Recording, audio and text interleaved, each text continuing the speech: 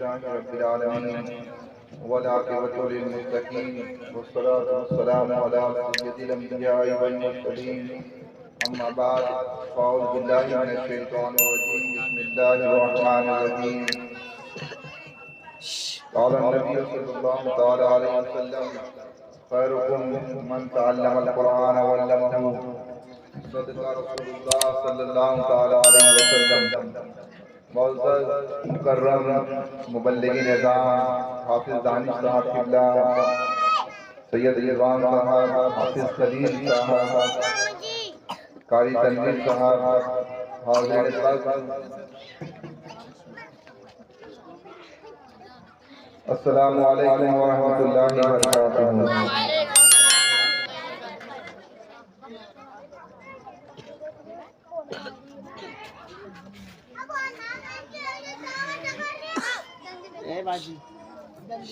جس طریقے سے میں پڑھا ہوں محبت سے پڑھے، السلام علیکم یا رسول اللہ، السلام علیکم یا حبیب اللہ، السلام علیکم یا نبی اللہ صلی اللہ علیہ وسلم۔ پیارے آقا علیہ السلام کے پیارے جوانوں، آج انشاءاللہ تبارک و تعالی اس مبارک تقریب میں اور بچوں کے اس پیارے جلسے میں ہمارا عنوان صحابہ کا عشق قرآن، صحابہ کرام رضوان اللہ تعالی علیہ اجمعین کس طریقے سے قرآن عظیم سے محبت کرتے تھے، قرآن کی شیدائی تھے، اور قرآن پاک پر وہ کس طریقے سے اللہ تبارک و تعالیٰ کی کتاب سے عشق و محبت کیا کرتے تھے۔ یاد رکھیں، جس کسی چیز سے عشق ہوگی آدمی کی نگاہ میں افضل ہو جائے گی، جس کسی چیز سے آدمی محبت کرے گا وہ چیز اس کے لیے دنیا میں سب سے زیادہ اہمیت کی حامل ہو جائے گی۔ ہم جب دیکھتے ہیں کہ جو لوگ کامیابی سے محبت کرتے ہیں وہ کامیابی کے لیے دن رات ایک کرتے ہیں، جو لوگ دولت سے محبت کرتے ہیں وہ دولت کے لیے خون پسینہ بہاتے ہیں، جو لوگ اقتدار کے لیے اقتدار کی محبت میں ہوتے ہیں وہ اقتدار کے لیے اور سربراہی کے لیے اور اعلیٰ عہدوں کے لیے دن رات انت تک محنت کرتے ہیں۔ صحابہ کرام رضوان اللہ تعالی علیہ اجمعین جنہیں قرآن نے زمین سے اٹھا کر کے آسمان کے ہدایت کا ستارہ بنا دیا تھا، جن کی زندگی میں انقلاب برپا کیا تھا، قرآن عظیم نے جن کے رگوں پہ میں حضور کی محبت، اللہ تبارک و تعالیٰ کی ذات سے ایمان اور آخرت کی تیاری یہ بھر دی تھی، انہیں صحابہ کرام کے تعلق سے قرآن اور صحابہ کا عشق قرآن انشاءاللہ تعالیٰ بیان کرنے کی کوشش کریں گے۔ بہت زیادہ وقت نہیں ہے، اس لیے چند باتیں آپ بغور سننے کی سعادت حاصل کریں۔ یاد رکھیں، قرآن عظیم سے جس نے محبت کی ہے، قرآن عظیم سے جس نے اپنے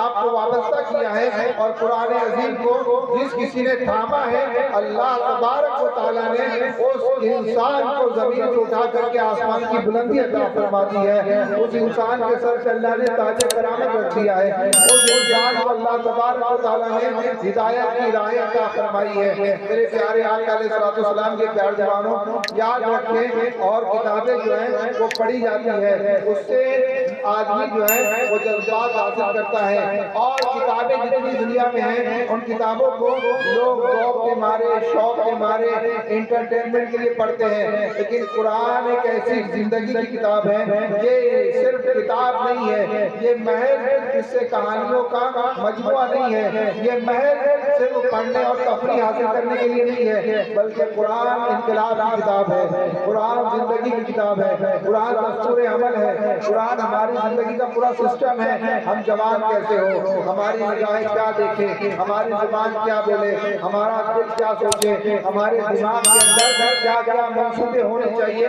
یہ ساری رہنمائی قرآن عطا فرماتا ہے۔ میں جو عنوان پہ آنا چاہتا ہوں، اس سے پہلے آپ اور میں فکری طور پہ تیار ہوں کہ قرآن اصل میں ہم سے مطالبہ کیا کرتا ہے، ڈیمانڈ آف قرآن کیا ہے۔ قرآن اپنے قاری سے، قرآن اپنے پڑھنے والے سے اور قرآن اپنے ماننے والوں سے مطالبہ کیا کرتا ہے۔ یاد رکھیں میرے آقا حضور رحمت عالم صلی اللہ تعالیٰ علیہ وسلم نے فرمایا، ہم دیکھتے ہیں کہ ہوڑ لگی ہے، ایک ریس ہے کہ میں بہتر میں بہتر سے بہتر، اور اس کے لیے لوگ کیا کرتے ہیں، لوگ کپڑے سلاتے ہیں کہ اچھے کپڑے میں مجھے لوگ بہتر سمجھیں گے، اچھا موبائل یوز کرتے ہیں، اچھی کار لینا چاہتے ہیں، گھر کو اچھا ڈیکوریٹ کرتے ہیں، اور ان کا مطمع نظر اور ان کی فکر میں یہ ہوتا ہے کہ یہ سارا کے سارا جو آؤٹ لک ہے، اوپر کی جو وضاحت ہے، اگر اس کو سنبھالوں گا تو میں لوگوں میں بیسٹ بن جاؤں گا، لوگوں میں بہتر ہو جاؤں گا، میں خیر الناس کا لقب پالوں گا، میں لوگوں کے اندر بہتر شمار کیا جاؤں گا۔ لیکن یاد رکھیں اچھے لباس میں عزت نہیں ہے، اچھے گھر میں عزت نہیں ہے، اچھی کار میں عزت نہیں ہے، اچھی موبائل کی کمپنی کے اچھے ماڈل میں عزت نہیں ہے، تو آپ کہیں گے کہ پھر عزت کس بات میں ہے؟ تو یاد رکھیں عزت جو ہے وہ اللہ تبارک و تعالیٰ اور اس کے پیارے محبوب صلی اللہ تعالیٰ علیہ وسلم کے فرامین کے اندر اگر آپ دیکھنا چاہیں تو رسول اللہ صلی اللہ تعالیٰ علیہ وسلم فرماتے ہیں خیرکم من تعلم القرآن وعلمہ، تم میں سب سے بیسٹ وہ ہے، تم میں بہتر وہ ہے، تم میں مایہ ناز وہ ہے، تم میں عزت کے قابل وہ ہے، تمہارے اندر سب سے زیادہ اہمیت کا حامل وہ ہے، تم میں خیر سب سے زیادہ خیر والا وہ ہے جو قرآن سیکھے۔ خیرکم من تعلم القرآن وعلمہ، تم میں بہتر وہ ہے، بیسٹ amongst you کون؟ جو قرآن سیکھے، قرآن سکھائے۔ پتہ یہ چلا کہ یہ بچے معمولی نہیں ہے، یہ اساتذہ معمولی نہیں ہے، بلکہ زبان مصطفیٰ نے پوری مسلم معاشرے کے اندر اور پوری سوسائٹی میں انہیں بہتر فرما دیا کہ یہ امت مسلمہ کے سب سے بہتر لوگ ہیں اور یہ بچے سب سے بہتر بچے ہیں۔ میرے پیارے آقا علیہ السلام کے پیارے تو قرآن عزیز جو سیکھتا ہے وہ معمولی نہیں رہتا، آرڈینری نہیں رہتا، وہ کامن نہیں رہتا، بلکہ وہ ایکسٹرا آرڈینری ہوتا ہے، وہ سپیریئر ہے، وہ بیسٹ ہے۔ یاد رکھیں صحابہ کا عشق کیسا تھا آپ کو بتاؤ، حضرت ابوبکر صدیق قرآن شریف پڑھتے تھے مکے میں، مکے کے حالات سب کو پتہ ہے، جو آج ہندوستان کے حالات علماء کہتے ہیں کہ مکے کے حالات، جو ہندوستان میں حالات ڈیولپ کیے جا رہے ہیں وہ سارے کے سارے دورے مکہ مکرمہ کے حالات کی طرح تشبیہ دی جا سکتی ہے۔ وہاں پہ قرآن پڑھنے کے اعتبار سے بہت زیادہ تنگی تھی، قرآن پڑھنے نہیں دیتے تھے۔ صدیق اکبر سے دو باتیں رکھی گئی مکہ مکرمہ میں، جب وہ صدیق اکبر رضی اللہ تعالیٰ عنہ قیام پذیر تھے، اسلام جو ہے وہ دھیرے دھیرے پھیل رہا تھا، تو لوگوں نے دو آپشن دیے، کہا ادھر یو ریڈ قرآن، یا تو قرآن پڑھ سکتے ہو، اور یو ہیو ٹو لیو مکہ، تمہیں مکہ چھوڑنا پڑے گا۔ آپ سے کہا جائے کہ آپ اس علاقے میں رہ سکتے ہیں، یا پھر آپ جو ہے وہ قرآن شریف جو ہے آپ بلند آواز سے پڑھتے ہیں وہ پڑھ سکتے ہیں، یعنی آپ کو پڑھنا ہے تو باہر جا کے پڑھیں، رہنا ہے تو پڑھنا چھوڑنا پڑے گا۔ تو ہم میں سے بہت لوگ اپنی سوسائٹی چھوڑے، اپنا گھر چھوڑے، اپنا علاقہ چھوڑے، ہم کہیں گے ہم تو رہیں گے، تو پڑھیں گے اور رہیں گے۔ صدیق اکبر میں بہت پریشر ہوا اور دو میں سے ایک بات کا انتخاب کرنے کے لیے کہا گیا، آئدر اور، یا یہ۔ صدیق اکبر کا انتخاب کیا جانتے ہیں آپ؟ صدیق اکبر نے کہا میں مکہ چھوڑنا تو گوارا کر سکتا ہوں، قرآن شریف کو پڑھنا چھوڑنا گوارا نہیں کر سکتا۔ یہ تھا صدیق اکبر کی تلاوت کا عالم یہ ہے، اللہ اکبر۔ صدیق اکبر جب پڑھتے تھے سرکار نے فرمایا تھا قرآن جم کے ساتھ نازل ہوا ہے، اس کو پڑھو تو ایسے پڑھو کہ جیسے تمہارے اندر حزن اور ملال کی کیفیت ہو، جیسے تم غمگین ہو کر سیریس ہو کر کے بالکل توجہ یکسوئی کے ساتھ اور پوری ذہنی حاضری کے ساتھ قرآن شریف پڑھا کرو۔ قرآن پڑھنے والے ایسے معمولی نہیں ہوتے ہیں، قرآن جب کے ساتھ پڑھا جاتا ہے، پڑھتے وقت بہت سنجیدگی سے پڑھا جاتا ہے اور بہت ہی زیادہ حزن و ملال کا مظاہرہ کرنا ہوتا ہے، لیکن اس کی کیفیت یہ ہے کہ جو قرآن کے پڑھنے میں غمگین کیفیتوں کے ساتھ اس کو ادا کرتا ہے، اللہ دنیا کے ہر غم کو بے نیاز فرما دیتا ہے۔ یہ قرآن کی تاثیر ہے۔ آپ کہیں گے یہ کیسے؟ میں آپ کو فضیلت بتاؤں. سرکار صلی اللہ علیہ وسلم نے فرمایا جس نے صبح کو سورہ یاسین پڑھی اللہ فرشتوں سے فرماتا ہے اس بندے کے سارے کام ساری ضرورتیں اور سارے کے سارے معاملات ہم نے اپنے ذمہ کرم پہ لے لیے ہیں. یاسین اس نے پڑھ لی ہے دن بھر کی ساری ضرورتیں اللہ اپنے فضل سے پوری فرما دے گا. جو بندے کے وقت میں برکت اس کے کام میں فٹافٹ بنتے ہیں. اور اس کی شان یہ ہوتی ہے کہ جہاں لوگ اپنی ساری طاقت لگا کے اپنا زور لگا کر کوئی کام نہیں بنا پاتے یاسین کی تلاوت کرنے والے کو فرشتوں کے ذریعے اللہ کے کام میں آسانی فرما دیتا ہے. تو قرآن ہے نہیں ایک کیفیت والا ہے کہ پڑھو تو غم کے ساتھ پڑھو لیکن پڑھتے ہیں تو سارے غم دور کر دیتا ہے. آپ حضرت عمر کی زندگی کو دیکھیں. حضرت عمر رضی اللہ تعالیٰ عنہ 29 سال کی جوانی کے اندر مکہ مکرمہ کے اندر خانے کعبہ میں چھڑا ہوا جو حضور کی تلاوت قرآن سے اور اسلام سے ہمارے گھروں کے اندر جو ہے وہ تفرقہ پڑ گیا ہے. آدھے لوگ مسلمان ہو گئے آدھے اپنے باپ دادوں کے دین پہ ہیں. تو لوگ اس طریقے سے آپس میں درد تقریبا ہے گھر میں پھول پڑ گئی ہے. تو لوگوں نے کون ہے جو محمد عربی صلی اللہ علیہ وسلم کو قتل کر دے. حضرت عمر رضی اللہ عنہ کہ میں کرتا ہوں. حضرت عمر رضی اللہ تعالیٰ عنہ یہ مسلمان نہیں تھے تو کہا کہ میں کرتا ہوں حضور کا کام تمام معاذ اللہ. نکلے تلوار لے کر کے راستے میں حضرت نہیں ملے. نہیں نے پوچھا رضی اللہ تعالیٰ عنہ کہا عمر اس جلال غضب میں کہاں جاتے ہو تلوار بنانا لے کر کے؟ تو کہا میں نے سنا ہے کہ حضور نے اعلان نبوت فرمایا تو گھروں گھر میں پھوٹ پڑ گئی ہے. لوگ ماں مسلمان ہے بیٹا کافر ہے تو دونوں کے درمیان میں بہت تناطنی ہوتی ہے. گھروں کے حالات خراب ہو گئے. میں حضور کا کام تمام کرنے جا رہا ہوں. انہوں نے کہا گھر جا تیری بہن فاطمہ اور تیرے داماد مسلمان ہوتے ہیں. جا گھر جا اور اپنے گھر کو پہلے قرآن سے اور قرآن پاک کی تعلیمات سے روک حضور کی بات کرنا. وہ گئے بہت تفصیلی واقعہ ہے ہمارے پاس بہت کم ہے. گئے بہن کو مارا پیٹا بہن بھائی کو مارا. پھر جب وہ ٹھنڈے ہوئے غصہ ختم ہوا بہن کی چوٹ دیکھی تو حضرت عمر نے کہا کہ اچھا ٹھیک ہے سناؤ قرآن سناؤ. قرآن سناؤ. قرآن کا عالم کیا جانتے ہیں آپ؟ قرآن کا عالم یہ ہے کہ اللہ فرماتا ہے لو انزلنا ھذا القرآن اگر ہم اس قرآن کو لو انزلنا ھذا القرآن علی جبل اگر ہم اس قرآن کو جبل پہ نازل کرتے لرأیتہ خاشعا متصدعا من خشیۃ اللہ تو تم دیکھتے کہ قرآن اگر پہاڑ پر اترتا تو پہاڑ کی مضبوطی کو ریزہ تک پھیر دیتا. جب حضرت عمر رضی اللہ عنہ کی بہن فاطمہ بنت خطاب اور ان کے بہن بھائی نے قرآن کی تلاوت کر کے سنائی تو وہ عمر جو اسلام اور بانی اسلام ختم کرنے لگے تھے قرآن کی تاثیر کا تیر جب ان کے دل سے لگا ہے تو اللہ اکبر وہ سیدھے سرکار کی بارگاہ میں حاضر ہوئے اور کہا حضرت حمزہ نے کہا عمر آئے ہیں. کہا اگر اچھا ارادہ تو ٹھیک ہے ورنہ ان کا بھی کام تمام کرے گے. سرکار نے کہا دروازہ کھولو. جب دار ارقم میں حضرت عمر آئے تو حضرت عمر رضی اللہ تعالیٰ نے کہا یا رسول اللہ میں نے قرآن سنا ہے اور قرآن کی صداقتوں کو اور قرآن کی تاثیر کو میرے دل نے محسوس کیا ہے. اس کے بعد انہوں نے اسلام کا کلمہ پڑھا اور سرکار کے قدموں میں غلامی کا پٹا داخل فرما دیا.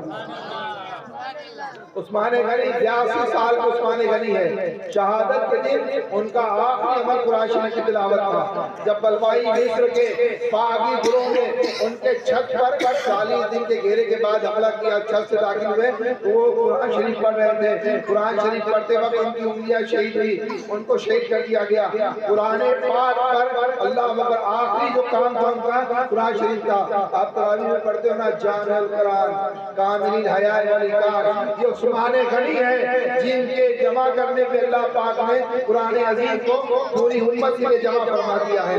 حضرت عبداللہ بن مسعود کے بارے میں عبداللہ بن مسعود حضرت عمر کہتے ہیں کہ میں ابو بکر اور ہمارے آقا حضور رحمت عالم مدینہ منورہ میں کسی کام سے باہر دیر ہو گئی رات میں جب آئے تو مسجد نبوی شریف تک ہم آئے. غور تو سنیے گا غور تو سنیے گا. ہم نے جو قرآن پاک کو صرف مردوں کے لیے خاص کر دیا ہے.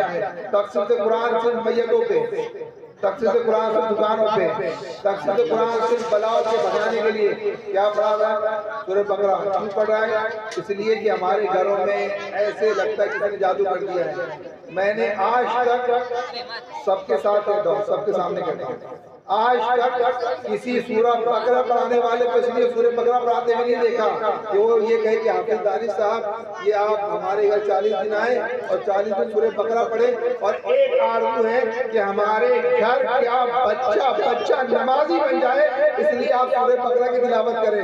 پڑھاتے کہ مر گیا تو مغفرت کے لیے آصف ہے، کسی نے کہہ دیا کہ آپ کے گھر میں جادو ہے، کسی نے باندھ دیا ہے، کسی نے بندش کر دی ہے، کسی نے بند دکھائی کر دی ہے، تو اس کے لیے قرآن پڑھایا جاتا ہے۔ کبھی یہ تو کرے کہ ہم حافظ صاحب کو بلائے اور یہ کہیں کہ ہمارے گھر میں سورہ بقرہ پڑھو کہ ہمارے گھر کی بدعملی ختم ہو جائے اور ہمارے گھر کا بچہ اپنے نبی کی آنکھوں کو ٹھنڈک دینے کے لیے تیار ہو جائے، اور ہم اپنے نبی کو نمازیں پڑھ کے ان کی آنکھوں کی ٹھنڈک کا سامان ہمارے گھر کرنے والے لگ جائے۔ ختم پڑھاتے ہیں، سورہ بقرہ پڑھاتے ہیں، ختم قاتلیہ، ختم خاجگان، سب پڑھائے، لیکن کبھی اس لیے بھی تو پڑھا لے اللہ کے بندوں کہ ہمارے گھر کا ایک بچہ بے نمازی نہ ہو، ہمارے گھر میں ایک بھی قرآن کا illiterate غیر خواندہ قرآن نہ رہ پائے، قرآن کے پڑھنے والے بنے، نماز کے پڑھنے والے بنے، رسول اللہ کی سیرت کی عمل کرنے والے بنے۔ میں اس کا مخالف نہیں ہوں، قطعاً مخالف نہیں ہوں کہ سورہ بقرہ نہ پڑھاؤ، اس سے بھلائی دور ہوتی ہے۔ سورہ بقرہ کے بارے میں حضور نے فرمایا، ایک دن جبریل آئے اور جبریل علیہ السلام نے کہا یا رسول اللہ یہ جو ابھی آواز آپ نے سنی ہے نا، بہت تیز آواز، تو کہا ہاں میں نے آواز سنی ہے، تو کہا یہ آسمان کی آواز ہے، اس سے پہلے کبھی آسمان کو دروازہ نہیں کھلا تو جو آج کھلا ہے، اس سے پہلے جو فرشتہ آسمان سے اترا کبھی نہیں اترا تھا، پہلی بار اترا ہے، نزول فرشتہ ہوا، آسمان کا دروازہ کھلا، وہ دروازہ کبھی نہیں کھلتا۔ تو سرکار نے کہا یہ کیوں کھلا ہے، فرشتہ کیوں آیا ہے؟ تو کہا حضور آپ کو 2 نور دینے کے لیے آیا ہے۔ کہا 2 نور؟ کہا ہاں یا رسول اللہ، آپ کی بارگاہ میں اللہ نے آپ کی امت کے لیے 2 نور نازل فرمائے ہیں۔ میرے آقا نے فرمایا جبریل وہ نور کیا ہے؟ تو کہا سورۃ الفاتحہ اور سورہ بقرہ کی آخری آیتیں۔ یا رسول اللہ یہ کسی امت کو نہیں دیے گئے تھے، بس آپ کے لیے آسمان کے خاص دروازے سے خاص فرشتے کے اتنے سارے پروٹوکول کے ساتھ آپ کی امت کو اللہ نے یہ تحفہ عطا فرمایا ہے۔ یہ سورہ بقرہ کی شان ہے، سورہ بقرہ کی فضیلت ہے۔ تو قرآن شریف پڑھنے کی سعادت حاصل کریں۔ عثمان غنی رضی اللہ تعالیٰ عنہ قرآن کے بہت بڑے ماہر تھے، قرآن کے بہت بڑے عالم تھے۔ آپ نے اپنے لیے ایک وقت نکال رکھا تھا کہ جتنے بھی نان مسلم آتے تھے، جتنے بھی اب اسلام پھیلا تھا اپنے زمانے میں 12 سال دور خلافت عثمان غنی کا، 12 سال خلیفہ رہے مسلمانوں کے۔ کیا کام تھا جانتے ہیں آپ کا؟ صبح چلے جاتے تھے مسجد نبوی شریف کے اندر اور آنے والے غیر مسلموں کو بٹھا کر کے قرآن سکھاتے تھے، قرآن سمجھاتے تھے، قرآن کی تفسیر کرتے تھے۔ ان کا معمول یہ تھا کہ مصری ہو، شامی ہو، یمنی ہو، افریقن ہو، جہاں کہیں کے لوگ آتے مدینہ منورہ میں، عثمان غنی 12 سال تک کے باہر کے آنے والے نو مسلموں کو قرآن سکھاتے رہے۔ میں عبداللہ بن مسعود کی بات کر رہا تھا۔ عبداللہ بن مسعود حضرت عمر کہتے کہ میں ابو بکر صدیق اور سرکار مدینے میں کام کے لیے نکلے تھے، لیٹ ہو گئے تو ہم حضور کو چھوڑنے کے لیے مسجد نبوی شریف تک آئے، حجرے تک گئے تو ہم نے مسجد نبوی میں ایک آدمی کو تلاوت قرآن کرتے ہوئے سنا۔ یہ بچے جو قرآن پڑھتے ہیں نا، یہ بچے جو قاعدہ پڑھتے ہیں، حافظ خلیل، حافظ دانش اور ہمارے قاری تنویر صاحب، یہ بچے آپ کے لیے ہمارے لیے مغفرت کا سامان کرتے ہیں۔ جلال الدین سیوطی رحمۃ اللہ علیہ فرماتے ہیں جس نے اپنے بیٹے کو قرآن دے کے پڑھنا سکھا دیا، اللہ اس کے اگلے پچھلے گناہوں کو معاف فرما دیتا ہے۔ جو تقدم ہے وہ تاخیر ہے، انہیں معاف کر دیا جاتا ہے، انہیں معاف کر دیا جاتا ہے۔ میرے پیارے آقا کے پیارے جانو، اندازہ لگایا عبداللہ بن مسعود تلاوت کر رہے تھے۔ یہ بہت وسیع ٹاپک ہے کہ صحابہ کس طریقے سے قرآن کے شہدائی تھے۔ حضرت عبداللہ بن مسعود تلاوت کر رہے تھے، حضرت عمر کہتے ہیں، راوی حضرت عمر ہی ہے، کہتے کہ ہم لیٹ ہو گئے، سرکار کے کاشانے پہ پہنچے، سرکار رکے اور رک کر کے عبداللہ بن مسعود کی تلاوت قرآن سن رہے تھے اور سن رہے تھے۔ جب ان کی پوری تلاوت ہو گئی، سرکار صلی اللہ علیہ وسلم پھر گھر گئے، ہم لوگ باہر آئے۔ صبح میں حضرت عبداللہ بن مسعود کے پاس گیا، عمر کہتے ہیں میں گیا اور میں نے کہا عبداللہ کل تیری تلاوت قرآن جو عشاء کی نماز کے بعد مسجد نبوی شریف میں کر رہا تھا، نماز پڑھتے پڑھتے سنا، حضور سن رہے تھے اور حضور صلی اللہ تعالیٰ علیہ وسلم بہت شوق سے سن رہے تھے۔ حدیث پاک ہے جب کوئی قرآن پڑھتا ہے تو اللہ تبارک و تعالیٰ کسی سننے والے والے جو دنیا میں سننے کا شوقین ہے کسی کلام کو، اس سننے والے سے زیادہ محبت کے ساتھ خدا بندے کا کلام سنتا ہے۔